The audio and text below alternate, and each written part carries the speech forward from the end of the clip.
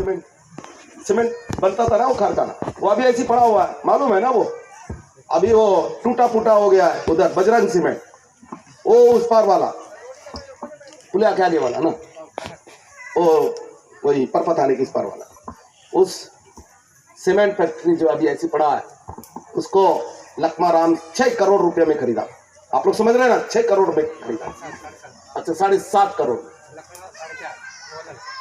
और वो जो जमीन है, एक जमीन जब एक आंध्रा का कमिश्नर था श्रीनिवास लू, उससे वो आदिवासी की जमीन, आदिवासी की जमीन था जिसको हम लोग श्रीनिवास लू कमिश्नर था उसके सामने उस केस को ले गए, उनको दिए कि नहीं ये आदिवासी की जमीन है। वहां का जो टी रवि है वो डरा रहा है और इस जमीन पर कब्जा कर रहा है, गलत तरीके से पट्टा बना रहा है और उसको बेचना चाहता है, वो जमीन का धंधेबाज है, इसको रोको। तो उस समय तो रुका तोड़ दे, परेशान था टी रवि, लेकिन बाद में दूसरे अधिकारी आए और अपने नाम कर लिया। वो आप लोग समझ रहे ना, कर लिया। वो करीब 4 एकड़ है, 4 एकड़। ये सीमेंट फैक्ट्री वाला अलग, 4 एकड़ जमीन को उसने खरीद लिया लक्ष्मा राम टी रवि से 4.5 करोड़ में। आप लोग समझ रहे हैं ना, 4.5 है ना, 4.5 करोड़ रुपए में खरीदा। ऐसे लक्ष्मा राम के पास कम थोड़ी है।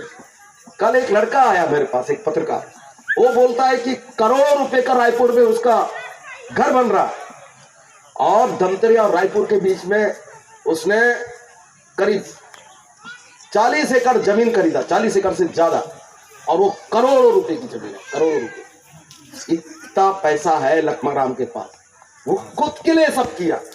ये कहां से पैसा आ रहा है, कहां से आ रहा है? सब लनपंथ कर रहा है, वही तो कर रहा है। कोई आदिवासी के लिए कोई काम थोड़ी किया, वही सब पैसा किधर से आएगा, कहां से आएगा, वही धंधे में तो लिप्त है, वही काम कर रहा है। जनता के लिए किया होता तो ये पैसा नहीं रहता। ये कमीशन, पुलिया में कमीशन, रोड में कमीशन, बिजली बन रहा है उसमें कमीशन, दारू बिक रहा है उसमें कमीशन, नौकरी में कमीशन, सब में पैसा, सब में पैसा। और ये जो अब आपको एक बात बताऊंगा, ज्यादा नहीं बताऊंगा, सोच रहा था। ये बहन लोग यहाँ है, एक रुपए में 200 रुपया बॉटल बिकेगा, तो घर को अब 150 रुपया का जो नुकसान हो रहा है वो बढ़ जाएगा कि नहीं? बढ़ेगा ना। बहुत पैसा आएगा उस हिसाब से देखने से। 10 बॉटल बेचेंगे तो 2000 रुपया आएगा, क्यों? ऐसी है ना, 10 बॉटल बेचेंगे तो 2000 रुपया आएगा। तो मंगल भैया आजकल वही काम कर लेते हैं, तो क्या बात है, सच तो है, मैं जो गलत कह नहीं रहा हूं। तो आप मनमाने कहीं तो अंडू पिंदर जो है, अंडू पिने चलो नल मत तरीके नल कल 10 बोतल कनवात है, शांति से नर बात मत 10 बोतल कनवात है, और अंडू पिनत कल बेसर जेल दे बात है। 3 घंटा मिले, ये 2 घंटा 2 घंटा लगता होगा, है ना, 2 घंटा। अब 2 घंटे में अगर 10 बॉटल आ जाता है और उससे 2000 रुपया मिल जाता है, तो ये बड़ी आमदनी है कि नहीं है हमारे लोगों को, है ना? है। अभी ये जो अंग्रेजी पूरा इलीगल तरीके से बिक रहा है सब जगह, अब पुलिस वाले भी जानते हैं, ये जो बैठे हुए ना पुलिस वाले, वो भी जानते हैं, पर वो रोक नहीं पा रहे हैं। जाते भी होंगे, सबको मालूम है कहाँ कहाँ बिकता है, जाते भी हैं। तो वो बेचने वाला कौन है? सब कांग्रेस के कार्यकर्ता है, लगभग सभी कांग्रेस के कार्यकर्ता है, और वो लोग बेचते हैं। अब वो लोग बोलते हैं तू कैसा हम क्या नाम बेचने से मना करेगा, मैं हम लोग तो मंत्री के आदमी है, लक्ष्मा के आदमी, ऐसा बोल के डरा देते हैं पुलिस वालों को। ये लोग भी कुछ नहीं कर पाते हैं, सच तो यही है। अरे मैं तो वो ऐसी थोड़ी बोलता,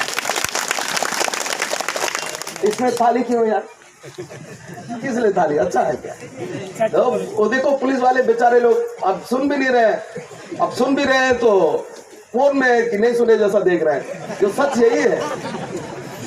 अरे मैं जान रहा हूँ, एक गांव क्या हुआ, हमारे गांव रामाराम है ना, मंगलू रामाराम के आगे केरलापाल है, वहाँ एक सुनील बोल के ढाबा चलाता है लक्ष्मा राम का, खास आदमी है, कांग्रेस का वो ब्लॉक अध्यक्ष है, वो ढाबा चलाता है। और वहाँ एक बदमाश टाइप का करेक्टर था, वहाँ जाता था दारू पीने के लिए, क्या ना, विनीत नगर। तो वो बहुत दारू बेचता था, अभी भी बेचता है। तो गांव वाले लोग बोले कि यार इतना दारू बेचेगी, चल कल उस तरीके लकमल पे था कल माँ पार्टी था वहाँ बिड़ें जो बेनोक मिलता समझूस पर माने यार स्टूडियो साला तो पूरा बर्बाद कर रहा है, पूरा नासा की तो का कुछ भी उस पे तो क्या ये तो अवैध दारू बेच रहा है, इसको बंद कर। तो पुलिस वाले तो मौके की ताक में थे, पुलिस वालों को डराता था वो, वही थाना है बगल में है ना, वो डराता था वो पुलिस वालों को, अरे मैं तो लकमा का खास आदमी हूँ, तुम हमको कैसे रोक सकते हैं। तो पुलिस वाले भी हाथ मल के रह जाते थे चुपचाप, पर अब गांव वाले लिख करके दिए कि इसको बंद करो, तो पुलिस वालों को मौका मिल गया, जाके बंद कर दिए, बंद हो गया। बहुत दिन तक बंद था। एक दिन लक्ष्माराम गया, लक्ष्माराम खुद गया हुआ और थाने वालों को बुलाया, एसपी को बोला कि नहीं इसका दारू चलना चाहिए, चल रहा है अभी। ये देखो कायदा ये है कि अब पुलिस वालों का क्या हुआ, कुछ नहीं हुआ, गांव वाले का क्या हुआ, जनता का उनका कोई मतलब नहीं है। तो लक्ष्माराम के सामने कानून कायदा का कोई मतलब नहीं है, जनता की भावनाओं का, जनता की मांग का कोई मतलब नहीं है, वो लक्ष्माराम है।